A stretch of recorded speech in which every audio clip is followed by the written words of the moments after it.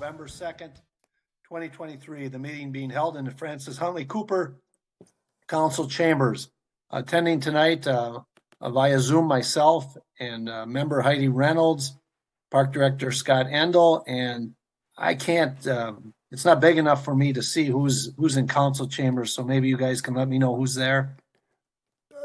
Chris Arrow? Sarah Schroeder. Okay. So Chris and Sarah are there, is that correct?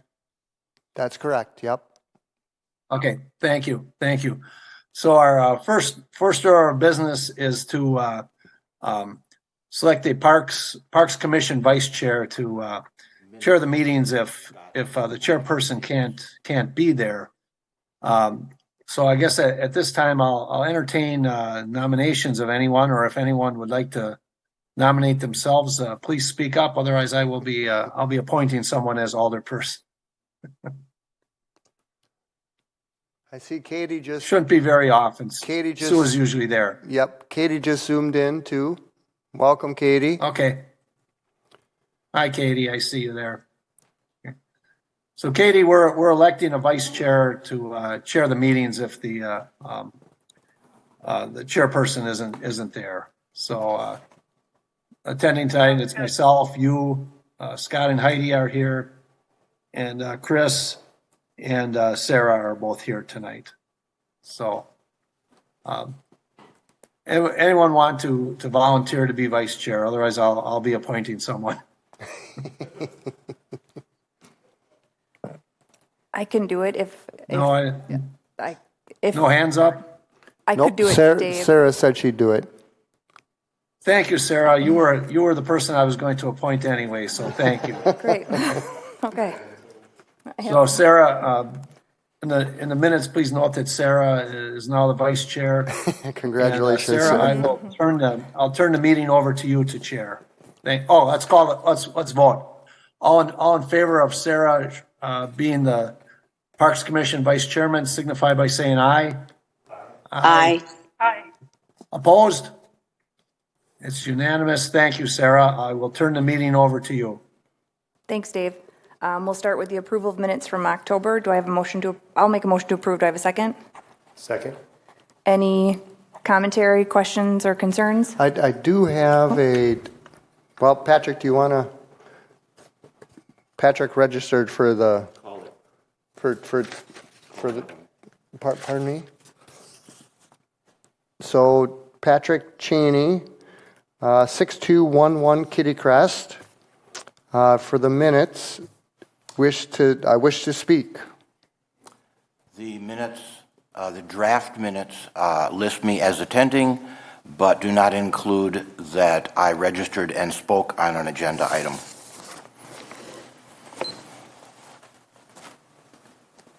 Thank you, Patrick. Do you remember which agenda item you spoke on? Or Scott, do you have it noted? What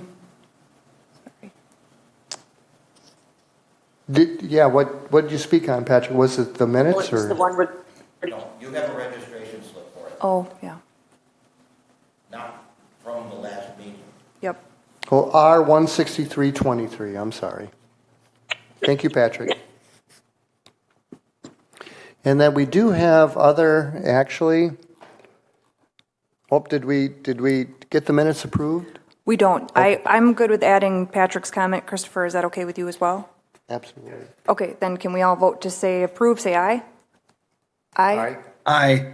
Any opposed? Oops, sorry. Any opposed? All right, minutes are approved. Then moving on to the public appearances, non-agenda items. Yes, we have Douglas Best is here. Doug, 5755 Golden Terrace here in Fitchburg.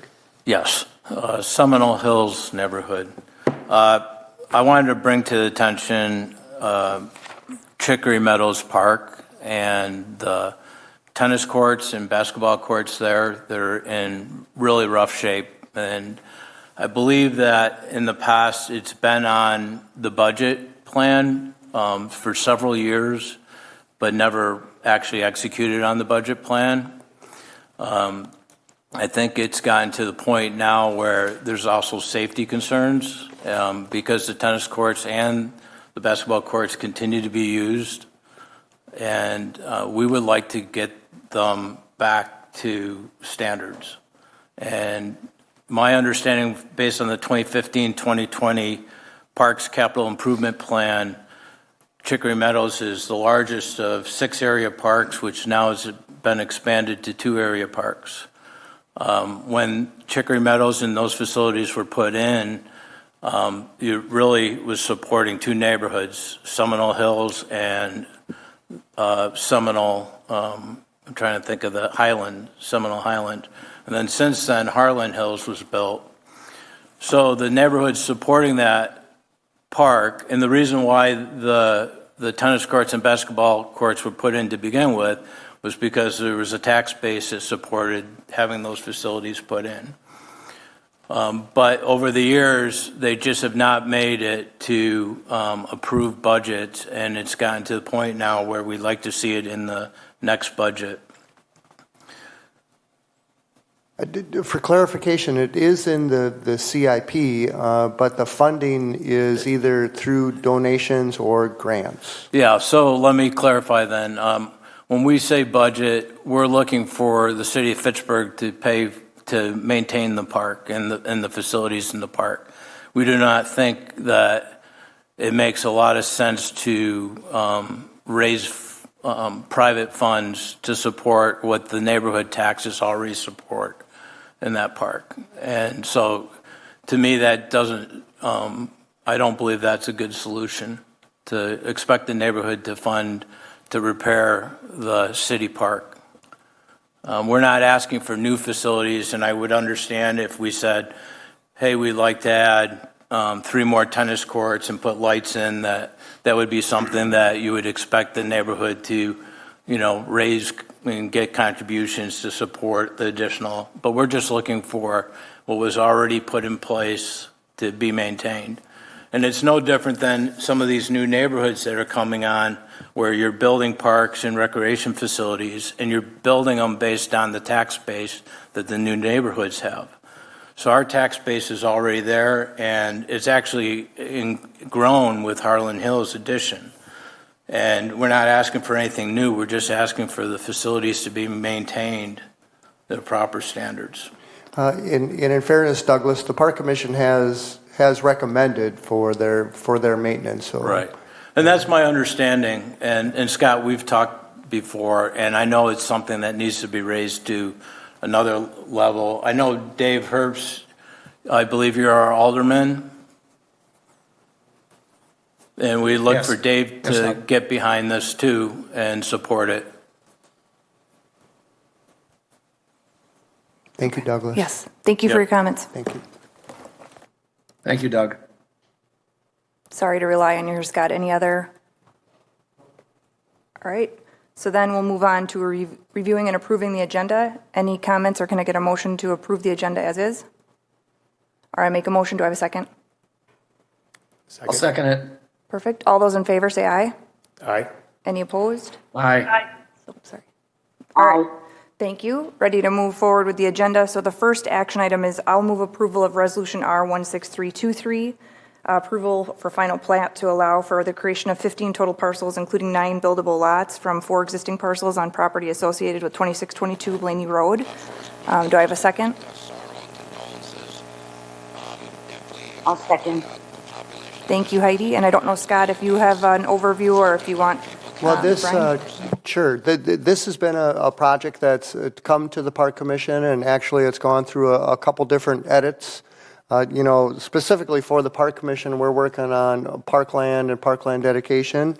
And Brian Munson, Dan Day, and Jonathan Stevens are all here tonight to I don't know if they wanted to present something, or I did include in the packet information, or maybe it's just a question answer kind of thing. I'll leave it up to you guys. Well, good evening. Thank you very much. My name is Dan Day from D'Onofrio, Kaki & Associates. With me tonight is Brian Munson from Vanderwall Associates, and then Jonathan Stevens from Sarah Investments, here also representing the Hartung family.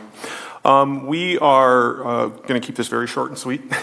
We're closing in on the final approvals of our final plat for this initial stages of the Hartung Fields development. I'm looking forward to getting started on construction here actually very, very soon and making this process go forward. The final plat that you have in front of you this evening, I'm going to have Brian just do a short explanation of the open space areas and how they all kind of knit to the fabric of the neighborhood and how they're being counted for parkland credits, just to give a quick overview, and then we will be available for questions afterwards. Thank you. Great. Well, thanks, Dan.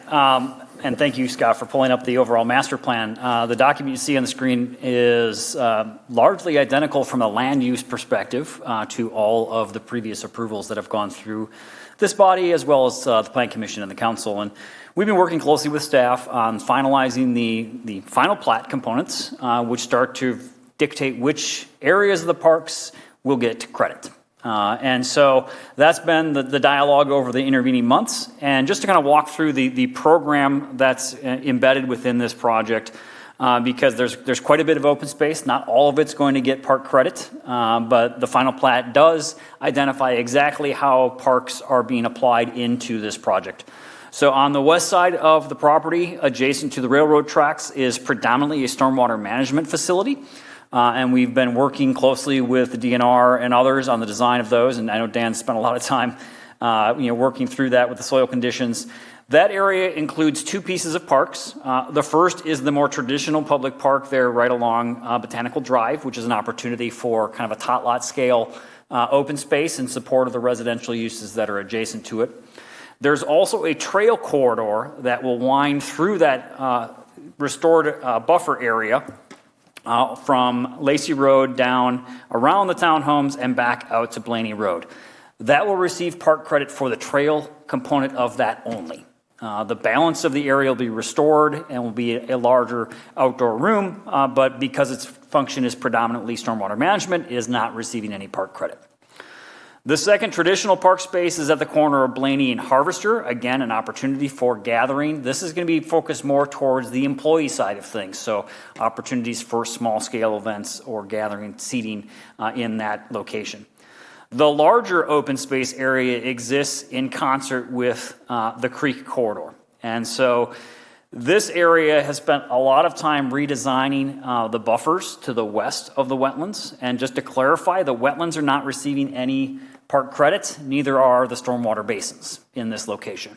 However, all of the other buffer space has been redesigned to try to compress the stormwater as much as possible, move some of the stormwater components upstream onto the developable lots to allow for more of this area to be available for an outdoor recreational corridor.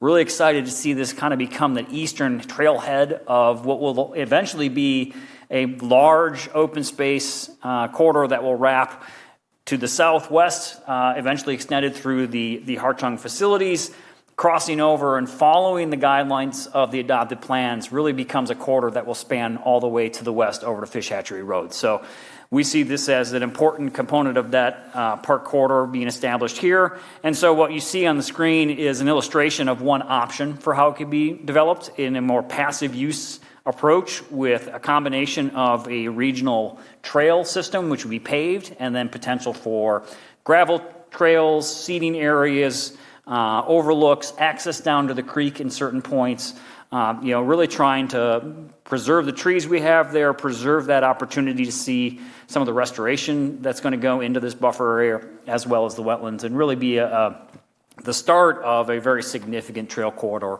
headed off to the southwest. So we're really excited to have that in here. And as I said, a lot of time has been spent to move the stormwater out of this corridor as much as possible. And so that's what you see here.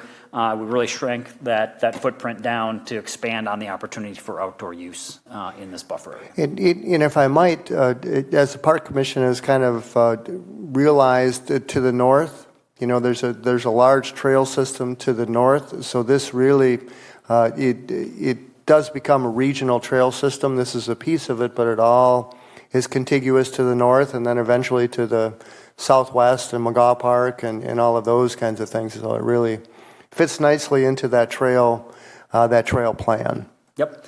And then the final piece of all of this, of course, is, as I mentioned, the final plat has been revised to clearly illustrate exactly what components of this open space are receiving park credit and are being dedicated as park spaces, and what areas are not. So that was, as I said, stormwater management is not included, and the wetlands are not included. So that's kind of where we're at. We're excited to keep moving forward in this project to the next steps. The final plat, of course, allows us to move into construction here quickly and hopefully see some buildings coming out of the ground next year and some activity and trails and park spaces being installed. All right, any questions at all?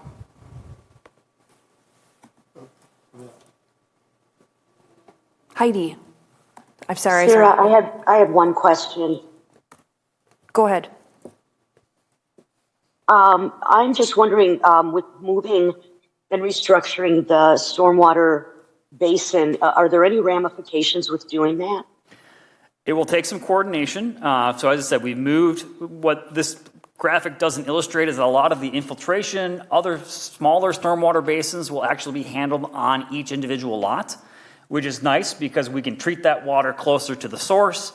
And we can distribute that upstream a little bit, and rather than try to concentrate it all down into one basin, we'll be able to infiltrate and treat water more effectively across the lots. There'll be some coordination that'll have to happen with each individual project as they move forward, but that is going to, we think, end up with a solution that addresses the stormwater management needs of the site, but at the same time maximizes the park opportunity in the buffer.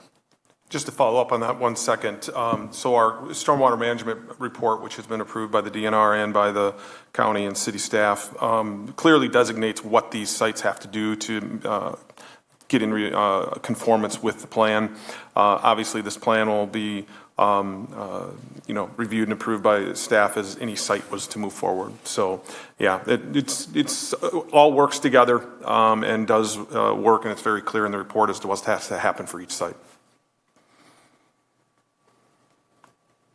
Heidi, any other questions? Thank you. Great. Dave, want to go ahead?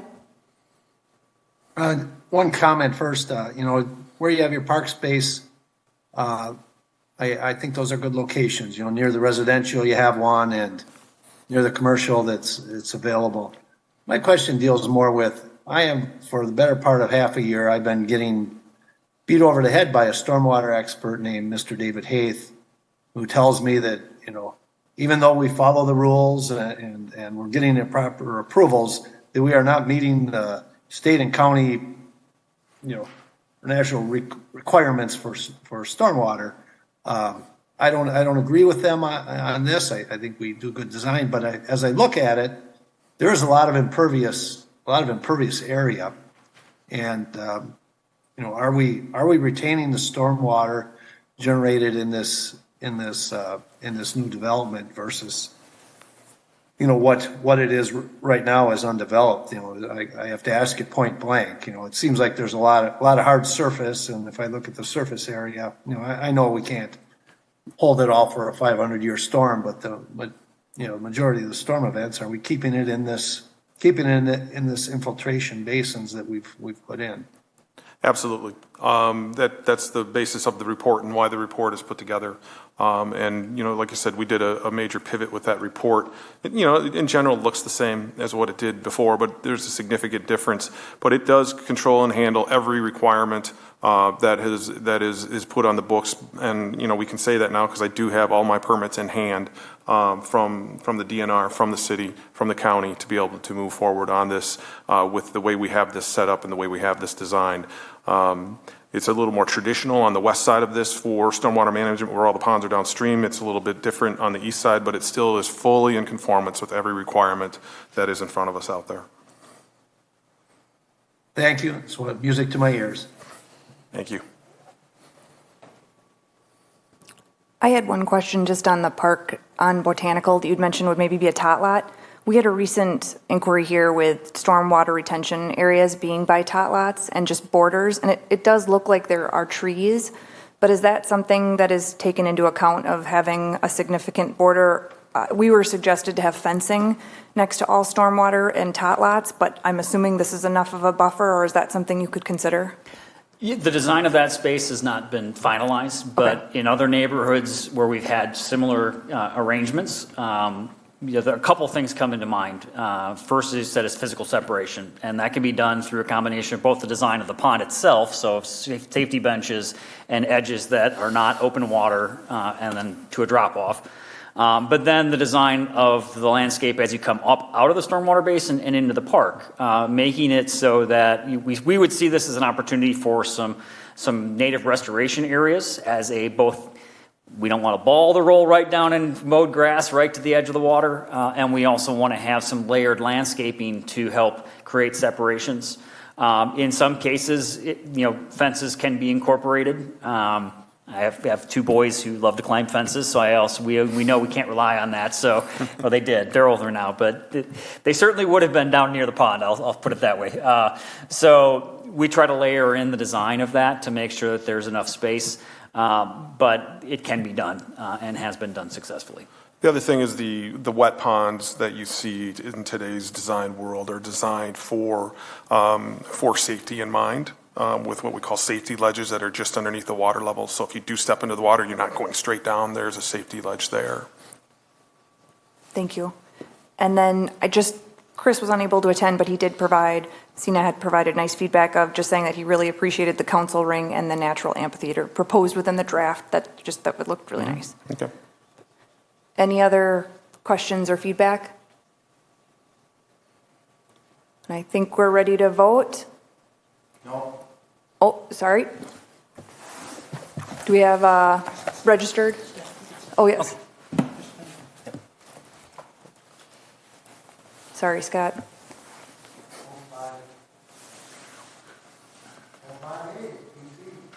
All right, Patrick, you want to come up? Sorry about that. This good? Not ready.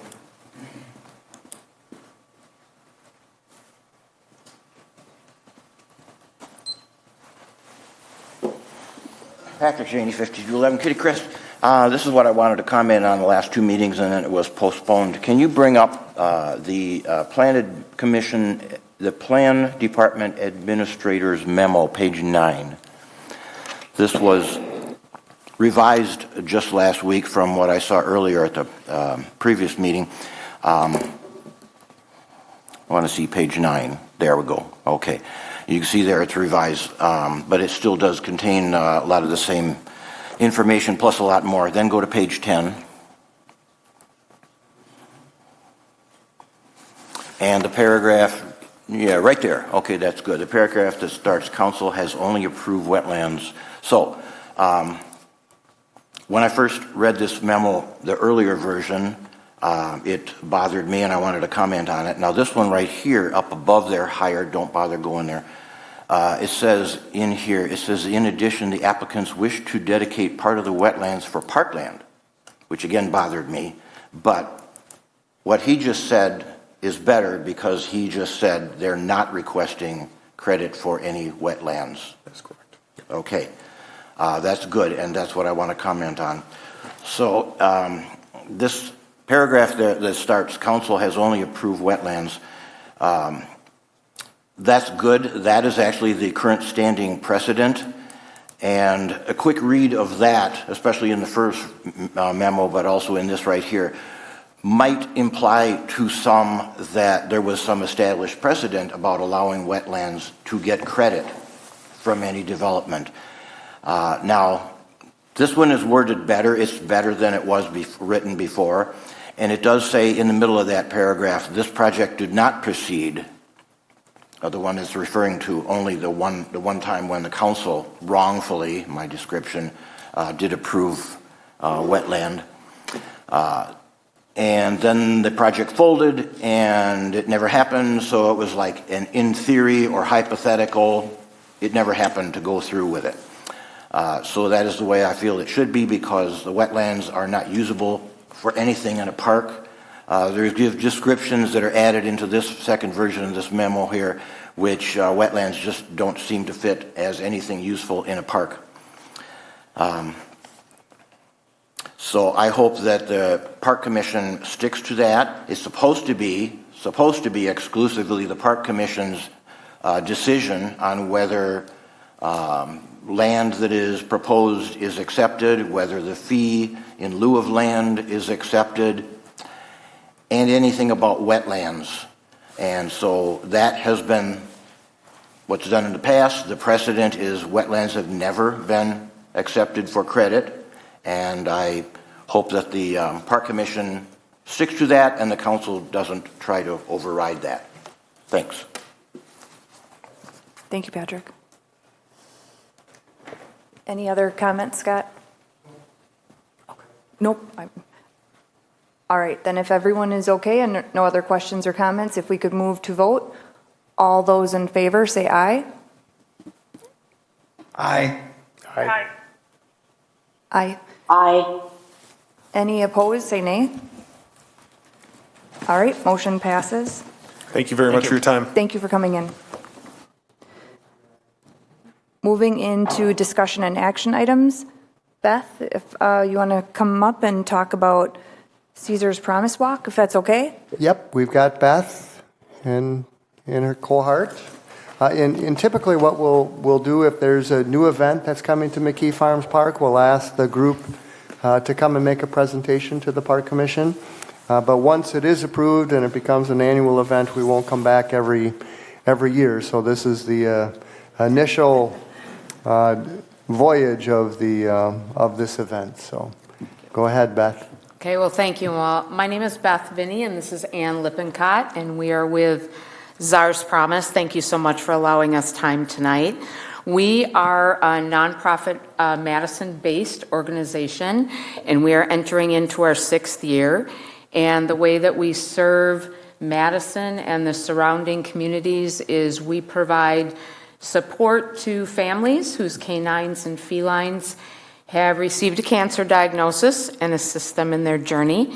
In addition to that, we also partner with American Family Children's Hospital and provide grant funding to their incredible researchers for pediatric oncology research, and we partner with the UW School of Veterinary Medicine for companion animal cancer research and help fund their initiatives.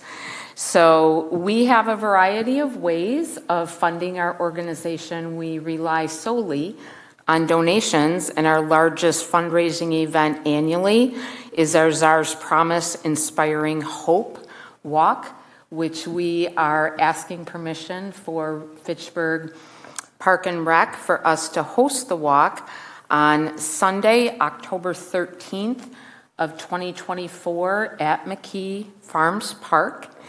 And we are requesting to reserve the park facilities, including the shelter, for Saturday, October 12th and Sunday, October 13th.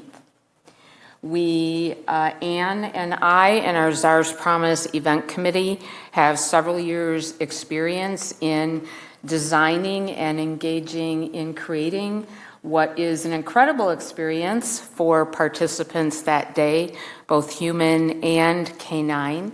And a few specifics that would be interest to the city of Fitchburg is that we do carry $1 million in event insurance, of which we engage our insurance partner within 60 days of the event. So in August of 2024, we will care for that. We also have a written emergency action plan, which we can share with the Parks Committee. It is of our utmost priority to ensure the safety and security of our team, our vendors, our partners, and all of our human and canine participants that day. We would anticipate in 2024 between 450 and 500 human participants, and maybe in the area of 250 to 300 very happy and exuberant canines, and most likely in the area of 50 to 60 vendors and sponsors that would join us for that day. I'm assuming since this is under discussion, just questions and Yep, just yep. sounds like a great event. Any questions or comments? This sounds like a wonderful event. I'm a dog owner, so it's pretty exciting. And lost a dog to cancer too, so I understand the importance of this organization. Just curious in regards to coming to Fitchburg from where you were before.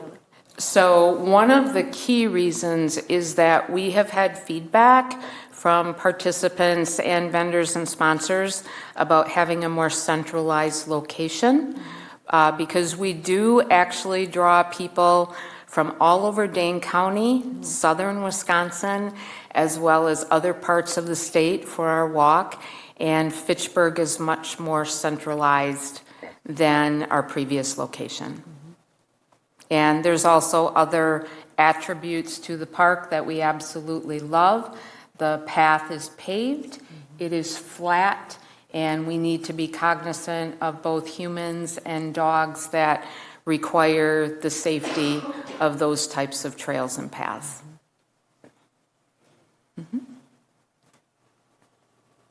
I think without any other comments or questions, it sounds like a great event, and thank you for coming in and sharing with us. Yes. Look forward to it. Thank you so much. We look forward to it as well. I think then, Scott, for Stoner Prairie, for playground and shelter structure proposal, If we could, if we could take official action on. oh, you do want us, okay. Please, yeah. So would you like us to vote if we approve, apologies. If everyone could vote and say if they approve, or if they approve, say aye. Aye. Aye. Aye. Any opposed, say nay. Thank you. Yes, thank you. All right. Next, Stoner Prairie Park Playground. And Scott? we're continuing to work on the implementation of the Stoner Prairie Park Master Plan. If you recall, EOR, they've been commissioned to help us determine the specific amenities within the park, and then what they'll do is once these amenities are completed, they'll help us put together the construction documents to get the project completed. What we did do is we received proposals for the playground. I don't have proposals. We haven't received proposals for the structure at this point. So it may be best, and I know Chris suggested that the idea of circulating, which we've done before in the past, the different options to the neighborhood, which I think is a great idea.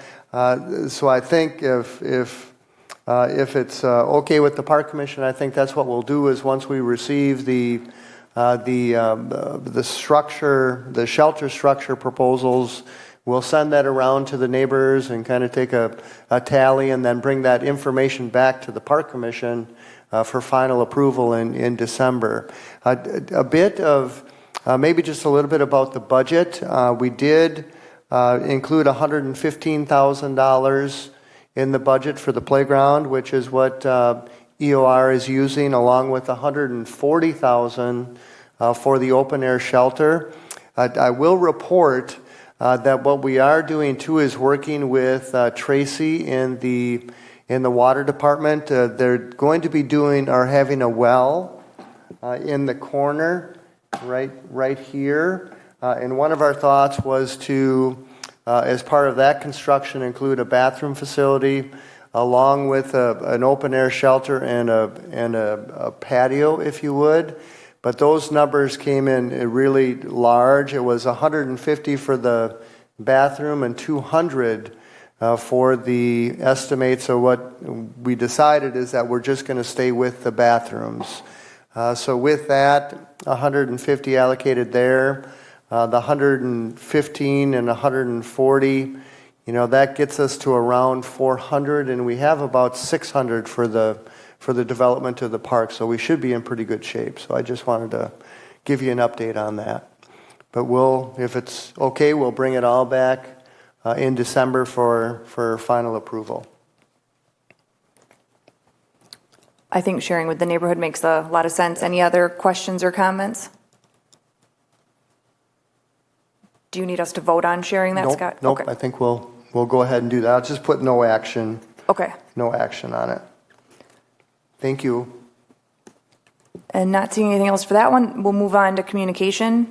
McKee Farms Park Tennis Court project update. Yes, if you've been into McKee, you kind of notice a couple, 3 projects, or 4 projects actually, that are going on. They began to remove the existing tennis court, and that project, if all goes well, should be completed by July 1. They milled the main parking lot adjacent to the shelter, which we're hoping to get that paved by the end of the year. They're working on a new basketball court in McKee, and then also too they've excavated the spot for the fitness equipment, the Ninja equipment in McKee. So that's all on our list to be completed by the end of the year. Very exciting. The Nine Springs Hub has been rebooted, and actually the action that we're working on is, with it being a little bit of a delay, Enberg, there's an interest in introducing the covered structure into the project. So Enberg is going to provide 3 different prices, one for the current project, any additional engineering expenses that were going to occur, along with providing an inflation factor into the base project. They're also going to provide us numbers to do the engineerings for the footings for the covered structure, and then a cost to build, to install the footings. And then a third option is going to be the whole thing, where they're going to do engineering for the footings and engineering for the covered structure, along with cost estimates for the footings in the covered structure. And that is hopefully being referred out on November 14th, and then come back to the council on November 28th for final approval on what they would like to do. And then with that, hopefully we can get going on the construction documents. It'll take, they tell me, 3 to 4 months to get those put together, and hopefully we can still hit that spring 2024 budget or bid cycle. So that's exciting with that one. Park drinking fountains are closed. The bathrooms are closed. Certainly Hugo Jamestown and McKee stays open a little bit longer because they're heated. So trying to wrap up a lot of things before the snow flies. That's all I have. Thank you for those updates. Any comments or questions on Scott's communication? Then moving into staff reports and updates. I know you attached them, but any other commentary?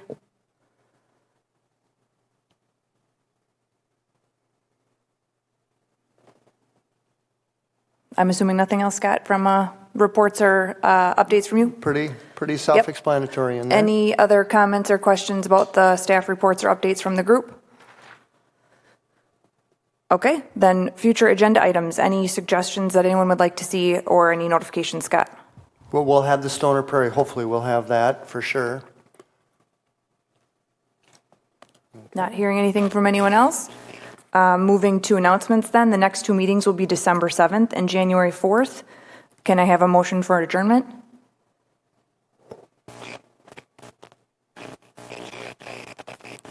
I'll motion.